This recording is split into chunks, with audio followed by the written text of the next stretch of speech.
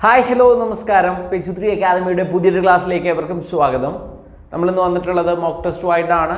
10 minute കൊണ്ട് ഒരു 10 ചോദ്യങ്ങൾ നോക്കുകയാണ്. നിങ്ങൾക്ക് ഈ ഒരു ഭാഗങ്ങൾ കിട്ടിയിട്ടുണ്ടോ എന്നൊന്ന് പരിശോധിക്കാൻ വേണ്ടിയിട്ടാണ് ഈ മോക്ക് ടെസ്റ്റുകൾ എഴുതി പ്രാക്ടീസ് ചെയ്യേണ്ടത്.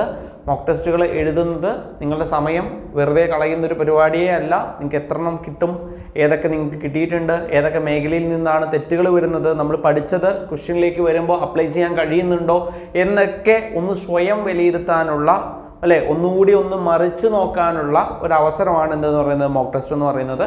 അപ്പോൾ ഇപ്പോഴത്തെ സ്റ്റേറ്റ്മെൻറ്റ് ടൈപ്പ് ക്വസ്റ്റ്യൻസ് ആണെന്ന് നമുക്കറിയാം. അപ്പോൾ സ്റ്റേറ്റ്മെൻറ്റ് ടൈപ്പ് ക്വസ്റ്റ്യൻസിന് വേണ്ടി മാത്രം എന്ത് ചെയ്തുകൊണ്ടിരിക്കുകയാണ്, ഇങ്ങനെ പരത്തിക്കൊണ്ടിരിക്കുകയാണ് എല്ലാവരും യൂട്യൂബിൽ ഏത് ക്ലാസ് എടുത്ത് നോക്കുകയാണെങ്കിലും സ്റ്റേറ്റ്മെൻറ്റ് ടൈപ്പ് ക്വസ്റ്റ്യൻസിനാണ് ഡിമാൻഡ് കൂടുതൽ, അല്ലെങ്കിൽ സ്റ്റേറ്റ്മെൻറ്റ് ടൈപ്പ് ക്വസ്റ്റ്യൻസിൻ്റെ പുറകിലാണ് നമ്മളൊക്കെ പോയിക്കൊണ്ടിരിക്കുന്നത്. പിന്നെ മനസ്സിലാക്കേണ്ട ഒരു കാര്യം, ഡയറക്റ്റായിട്ട് ഒരു ചോദ്യം വന്നു കഴിഞ്ഞാൽ അത് അവോയ്ഡ് ചെയ്യേണ്ട, അത് പഠിക്കുക, ആ ചോദ്യം നോക്കുക, അതിൻ്റെ ഉത്തരത്തിലേക്ക് എത്താൻ കഴിയുന്നുണ്ടോ നോക്കുക. ആ ഡയറക്റ്റായിട്ടൊരു ചോദ്യം ചോദിക്കുമ്പോൾ കിട്ടുകയാണെങ്കിൽ മാത്രമേ സ്റ്റേറ്റ്മെൻ്റ് ആയിട്ടൊരു ചോദ്യം ചോദിച്ചാൽ കിട്ടുള്ളൂ.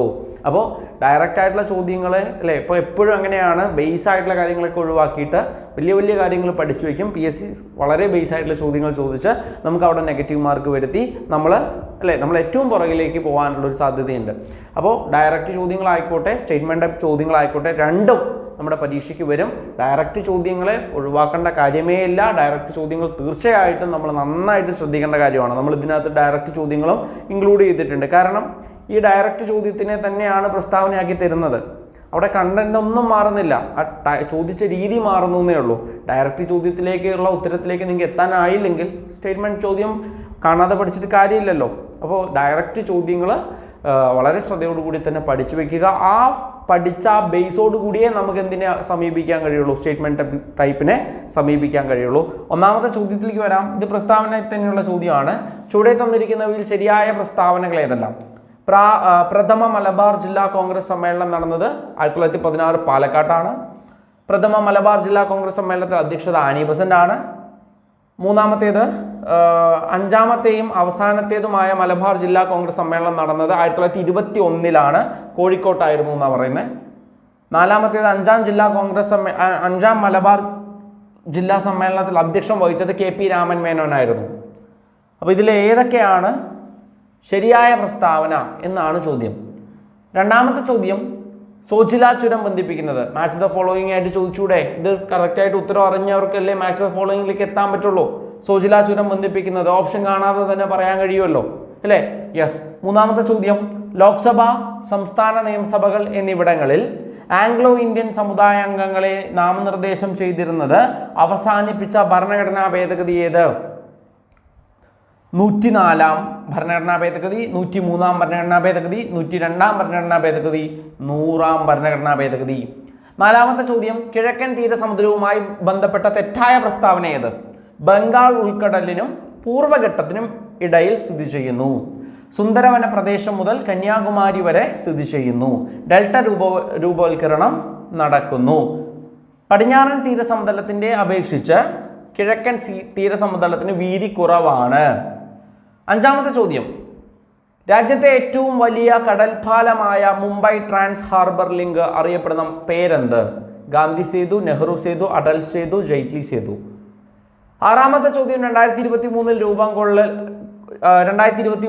രൂപം കൊള്ളലിൻ്റെ 50 വർഷങ്ങൾ പൂർത്തിയാക്കിയ വന്യജീവി സംരക്ഷണ പദ്ധതി ഏതാണ്? Project elephant, man and biosphere, project tiger, community reserve. ഏഴാമത്തെ ചോദ്യം, സംസ്ഥാനത്തെ ഏറ്റവും മികച്ച ബാങ്കായി മാറുന്നതിന് കേരള ബാങ്ക് നടപ്പിലാക്കുന്ന 100 ദിന കർമ്മ പരിപാടി ഏത്? ഏഴാമത്തെ ചോദ്യം, ഇന്ത്യൻ ഭരണഘടനയുടെ സവിശേഷതയിൽ പെടാത്തതേത്? ആദ്യത്തെ ലിഖിത ഭരണഘടന, ഏറ്റവും വലിയ ലിഖിത ഭരണഘടന എഴുതി പൂർത്തീകരിക്കാൻ 3 വർഷം 11 മാസം 18 ദിവസം എടുത്തു. ഇപ്പോൾ ഇന്ത്യൻ ഭരണഘടനയിൽ 8 പട്ടികകളുണ്ട്. സവിശേഷതയിൽ പെടാത്തതാ ചോദിച്ചത്. ഒൻപതാമത്തെ ചോദ്യം, ഇന്ത്യയിലെ ജനങ്ങളായ നാം ഇന്ത്യയെ ഒരു പരമാധികാര സ്ഥിതി സമത്വ മതേതര ജനാധിപത്യ റിപ്പബ്ലിക് സംവിധാനം ചെയ്യുവാനും ഇങ്ങനെ ആരംഭിക്കുന്നത് ഭരണഘടനയുടെ ഏത് സവിശേഷതയാണ്? മൗലികാവകാശം, നിർദ്ദേശകത്വം, നീതിന്യായ സംവിധാനം, ആമുഖം. ഓക്കെ, ഇത് തുടങ്ങുന്നത് ഏതിലാണെന്നാണ് ചോദ്യം. അതിനേക്കാളും പ്രധാനപ്പെട്ട വേറൊരു ചോദ്യം ഇതിനകത്ത് ഒളിഞ്ഞിരിക്കുന്നുണ്ട്. ഒരു പരമാധികാര സ്ഥിതി സമത്വം മതേതര ജനാധിപത്യ റിപ്പബ്ലിക്, ഈ ഓർഡർ ചോദിക്കും. Sovereign socialist secular democratic republic. ഈ ഓർഡർ ചോദിച്ചിട്ടുണ്ട്. 10ാമത്തെ ചോദ്യം, ശൈത്യകാലത്ത് മെഡിറ്ററേനിയൻ കടലിൽ രൂപം കൊള്ളുന്ന ശക്തമായ ന്യൂനമർദ്ദം ഇന്ത്യയിലെത്തുന്നത് ഏത് പേരിൽ അറിയപ്പെടുന്നു? നോർവെസ്റ്റർ, പശ്ചിമ അസ്വസ്ഥത, കാൽബൈശാഖി, മാംഗോഷവർ. 10 ചോദ്യങ്ങളാണ്. ആൻസേഴ്സ് ഓരോന്നായിട്ട് പരിശോധിക്കാം. ഉത്തരങ്ങൾ നിങ്ങൾ കമൻറ്റ് ചെയ്യണം. 1ാമത്തെ ചോദ്യം നോക്കുക. ശരിയായ പ്രസ്താവനകൾ ഏതെല്ലാമാണ്? ശരിയായ പ്രസ്താവനകൾ ഏതെല്ലാം എന്നാണ് ചോദ്യം. പോസിറ്റീവായിട്ടുള്ളൊരു ചോദ്യമായിട്ട് നമ്മൾ നോക്കുക. പ്രഥമ മലബാർ ജില്ലാ കോൺഗ്രസ് സമ്മേളനം നടന്നത് എവിടെയാണ് എന്ന് ചോദിച്ചു കഴിഞ്ഞാൽ 1916 പാലക്കാടാണ്. അത് കറക്റ്റാണ്. പ്രഥമ മലബാർ ജില്ലാ കോൺഗ്രസ് സമ്മേളനത്തിൻ്റെ അധ്യക്ഷ ആനി ബസന്റ് ആണ്. അത് ശരിയാണ്. ഇവിടെ നോക്കണം, 1921 എന്നാണ് പറഞ്ഞിരിക്കുന്നത്. 5ാമത്തേത് അവസാനത്തേത് 1921. അതിൻ്റെ KP രാമൻ മേനോൻ. ഇത് രണ്ടും തെറ്റാ. അപ്പോൾ ഇവിടെ വരുന്നത് ശരിയായിട്ടുള്ളത് 1ഉം 2ഉം മാത്രമാണ്. 1ഉം 2ഉം മാത്രമുള്ള ഓപ്ഷൻ ബി ആണ്. 2ാമത്തെ ചോദ്യം, സോജില ചുരം ബന്ധിപ്പിക്കുന്നത് ശ്രീനഗർ, കാർഗിൽ. 3ാമത്തെ ചോദ്യം, ലോക്സഭ, സംസ്ഥാന നിയമസഭ എന്നിവിടങ്ങളിലേക്ക് ആംഗ്ലോ ഇന്ത്യൻ സമുദായ അംഗങ്ങളെ നാമനിർദ്ദേശം ചെയ്യാനുള്ള അത് ചെയ്തിരുന്നത് അവസാനിപ്പിച്ച ഭരണഘടനാ ഭേദഗതി ഏതാണ്? രാഷ്ട്രപതിക്ക് രാജ്യസഭയിലേക്ക് 12 പേരെയും ലോക്സഭയിലേക്ക് 2 പേരെയും ആംഗ്ലോ ഇന്ത്യൻ പ്രതിനിധികളെ നാമനിർദ്ദേശം ചെയ്യാമായിരുന്നു. ഇല്ല. അത് ഏത് ഭരണഘടനാ ഭേദഗതി? ഇങ്ങനെ മലയാളത്തിൽ തന്ന തെറ്റാൻ സാധ്യത കൂടുതലാണ്. നമുക്ക് ഉത്തരം അറിയെങ്കിലും ആ ടെൻഷനിൽ നമ്മൾ എന്ത് ചെയ്യും? 104 എന്നുള്ളത് ചിലപ്പോൾ 102 103 പോകാൻ സാധ്യതയുണ്ട്. 104ാം ഭരണഘടനാ ഭേദഗതിയാണ്. 4ാമത്തെ ചോദ്യം, കിഴക്കൻ തീരസമതലവുമായി ബന്ധപ്പെട്ട തെറ്റായ പ്രസ്താവന ഏതാണ്? ബംഗാൾ ഉൾക്കടലിനും പൂർവ്വഘട്ടത്തിനും ഇടയിൽ സ്ഥിതി ചെയ്യുന്നു. കിഴക്കൻ തീരസമതലം ബംഗാൾ ഉൾക്കടലിൽ തന്നെയല്ലേ? പൂർവ്വഘട്ടത്തിൽ തന്നെയല്ലേ? കിഴക്ക് എന്ന് പറഞ്ഞാൽ പൂർവ്വമല്ലേ? പൂർവ്വഘട്ടം. അപ്പോൾ അത് ശരിയാണ്. സുന്ദരീവനം ഉള്ള പ്രദേശം പ്രദേശം മുതൽ കന്യാകുമാരി വരെ അല്ലേ ഉള്ളത് നമ്മുടെ കിഴക്കൻ തീരസമതലം? അതെ, ശരിയാണ് അല്ലേ? നമ്മുടെ തമിഴ്നാട് മുതൽ കന്യാകുമാരി മുതൽ സുന്ദരീവനം വരെ, സുന്ദർബൻ ഡെൽറ്റ വരെയാണ്. ഡെൽറ്റ രൂപവൽക്കരണം നടക്കുന്നത് കിഴക്കല്ലേ? അതും ശരിയാണ്. പക്ഷെ ഇവിടെ പടിഞ്ഞാറൻ സമതലത്തെ അപേക്ഷിച്ച് കിഴക്കൻ തീരസമതലത്തിന് വീതി കുറവാണെന്നാണ് പറഞ്ഞിരിക്കുന്നത്. ശരിക്കും ഇങ്ങനെയല്ല. എന്താണ്? കിഴക്കൻ തീരസമതലത്തെ അപേക്ഷിച്ച് പടിഞ്ഞാറൻ തീരസമതലത്തിനാണ് എന്ത് ചെയ്യുന്നത്? വീതി കുറവ്. അപ്പോൾ ഇത് തെറ്റാണ്. അപ്പോൾ ഇവിടുത്തെ ഉത്തരം ഡി ആണ്. തെറ്റായ പ്രസ്താവനയാണ് ചോദിച്ചത്. അപ്പോൾ ഡി ആണ്. രാജ്യത്തെ ഏറ്റവും വലിയ കടൽപ്പാലമായ മുംബൈ ട്രാൻസ് ഹാർബർ ലിങ്ക് അറിയപ്പെടുന്ന പേരെന്താണെന്ന് വെച്ചാൽ അടൽ സേതു. 6ാമത്തെ ചോദ്യം, 2023 രൂപം കൊള്ളലിൻ്റെ 50 വർഷങ്ങൾ. അപ്പോൾ ഇതിൽ നോക്കിയാൽ മതി. 2023 50 കുറയ്ക്കുക. അപ്പോൾ നിങ്ങൾക്ക് കിട്ടുന്നത് തന്നെയാണ് പ്രൊജക്ട് ടൈഗർ. 7ാമത്തെ ചോദ്യം, സംസ്ഥാനത്തെ ഏറ്റവും മികച്ച ബാങ്കായി മാറുന്നതിന് കേരള ബാങ്ക് നടപ്പിലാക്കുന്ന 100 ദിന കർമ്മ പരിപാടിയാണ് മിഷൻ റെയിൻബോ. 8ാമത്തേത്, ഇന്ത്യൻ ഭരണഘടനയുടെ സവിശേഷതയിൽപ്പെടാത്തത് ആദ്യത്തെ ലിഖിത ഭരണഘടനയാണ്. ആദ്യത്തെ ആണോ? അല്ല, ഏറ്റവും വലിയ ലിഖിത ഭരണഘടനയാണ്. അത് ഓക്കെ. ഭരണഘടന എഴുതി പൂർത്തീകരിക്കാൻ 11 മാസം 18 ദിവസം ചിലപ്പോൾ നമ്മൾ കാണും. ഇവിടുത്തെ ചതി നമ്മൾ കണ്ടില്ല. 2 വർഷം, ഇത് 3 വർഷം കൊടുത്തേക്കും. അപ്പോൾ തെറ്റല്ലേ? ഇപ്പോൾ 8 പട്ടികകളുണ്ട്. തെറ്റല്ലേ? അപ്പോൾ ഉത്തരം ഏതാ വരിക? സവിശേഷതയിൽ പെടാത്തതാ ചോദിച്ചത്. പെടാത്തത് 1 പെടില്ല, 3 പെടില്ല, 4 പെടില്ല. 1, 3, 4 ഓപ്ഷൻ സി. ഇന്ത്യയിൽ ജനങ്ങളായ നാം ഇന്ത്യയെ ഒരു പരമാധികാര സ്ഥിതി സമത്വ മതേതര ജനാധിപത്യ റിപ്പബ്ലിക് ആക്കുന്ന അല്ലേ? അങ്ങനെ പറഞ്ഞ് തുടങ്ങുന്നത് മൗലികാവകാശമാണോ, നിർദ്ദേശക തത്വമാണോ, നീതിന്യായ സംവിധാനമാണോ?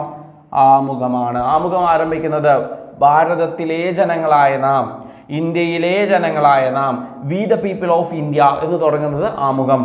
10ാമത്തെ ചോദ്യം, ശൈത്യകാലത്ത് മെഡിറ്ററേനിയൻ കടലിൽ രൂപം കൊള്ളുന്ന ശക്തമായ ന്യൂനമർദ്ദം ഇന്ത്യയിലെത്തുന്നത് പശ്ചിമ അസ്വസ്ഥത എന്ന പേരിലാണ്. അപ്പോൾ 10 ചോദ്യങ്ങളാണ് നമ്മൾ നോക്കിയത്. മോക്ക് ടെസ്റ്റുകൾ എഴുതുന്ന സമയത്ത് ഡയറക്റ്റ് ആയിട്ടുള്ള ചോദ്യങ്ങൾ നിങ്ങൾ കാണുമ്പോൾ അതെന്ത് ചെയ്യുക? നന്നായിട്ട് ശ്രദ്ധിക്കുക. ആ ഡയറക്റ്റ് ആയിട്ടുള്ള ചോദ്യങ്ങൾ നമുക്ക് ഉത്തരം എത്താൻ കഴിഞ്ഞാൽ മാത്രമേ അത് ഇൻഡയറക്റ്റ് ആയിട്ട് ചോദിക്കുമ്പോൾ നമുക്ക് ആൻസറിലേക്ക് എത്താൻ കഴിയുള്ളൂ. അപ്പോൾ എല്ലാവരും ഇപ്പോൾ ഇൻഡയറക്റ്റ് ആയിട്ട് വരുന്ന ചോദ്യങ്ങളുടെ പുറകെ ഇങ്ങനെ ഓടിക്കൊണ്ടിരിക്കുകയാണ്. ഇൻഡയറക്റ്റ് ആയിട്ടൊരു ചോദ്യം വെറുതെ അത് മാർക്ക് കിട്ടുക എന്നതിലുപരി അത് എന്തുകൊണ്ട് വന്നു, അത് എന്തുകൊണ്ടാണ് അത് തെറ്റിയത് എന്നുള്ള കാര്യത്തിലേക്ക് ഒന്ന് തുറന്ന് നോക്കാൻ, പുസ്തകം തുറന്ന് നോക്കാൻ നിങ്ങൾ ശ്രമിക്കുന്ന ആ ഒരു ടൈമാണ് നമ്മുടെ വാല്യുബിൾ ആയിട്ടുള്ള റിവിഷൻ എന്ന് പറയുന്നത്. അപ്പോൾ ആ രീതിയിൽ തന്നെ എന്ത് ചെയ്യുക? ഒന്ന് വർക്കൗട്ട് ചെയ്ത് നോക്കുക. നിങ്ങൾക്ക് സ്കൂൾ ടെക്സ്റ്റ് ബുക്കും 70 മോഡൽ എക്സാമും കറണ്ട് അഫെയറും കൂടി ഒരു പാക്കേജ് ആയിട്ട് നമുക്കിവിടെ ഒരു കോഴ്സ് അവൈലബിൾ ആണ്. 299 രൂപയാണ്. 70 മോഡൽ എക്സാം ഉണ്ടാവും. 5 മുതൽ 10 വരെയുള്ള സയൻസിൻ്റെയും സോഷ്യലിൻ്റെയും നോട്ട്സ് ഉണ്ടാവും. ഇനിയിപ്പോൾ വീഡിയോ ക്ലാസ് കാണാനുള്ള സമയമില്ല. അപ്പോൾ നോട്ട്സ് അത് വളരെ ക്രിസ്പായിട്ടുള്ള വളരെ എന്താ പറയുക ഇമ്പോർട്ടൻ്റ് ആയിട്ടുള്ള സ്കൂൾ ടെക്സ്റ്റ് ബുക്കിൻ്റെ നോട്ട്സ്, അതിൽ നിങ്ങൾ എല്ലാം ഒന്നും പഠിക്കണ്ട. സോഷ്യലൊക്കെ സിലബസ് അടിസ്ഥാനത്തിൽ പഠിച്ചാൽ മതി. പക്ഷേ സയൻസ് അങ്ങനെയല്ല, സയൻസ് മുഴുവൻ വേണം. നമ്മുടെ സിലബസിൽ വരുന്ന എല്ലാം സ്കൂൾ പാഠപുസ്തകത്തിൽ തന്നെയാണ്. അപ്പോൾ അത് നിർബന്ധമായിട്ടും പഠിക്കണം. കറണ്ട് അഫെയർ 2023-ലെയും 2024-ലെയും കറണ്ട് അഫെയർ ഇമ്പോർട്ടൻ്റ് ആണ്. അപ്പോൾ അതെല്ലാം ഉൾപ്പെടുന്ന 299 രൂപയുടെ ഒരു കോഴ്സ് അവൈലബിൾ ആണ്. കോഴ്സിനെ കുറിച്ച് കൂടുതൽ അറിയാൻ ചൂടെ കാണുന്ന നമ്പറിലേക്ക് വിളിക്കുക. Okay, thank you.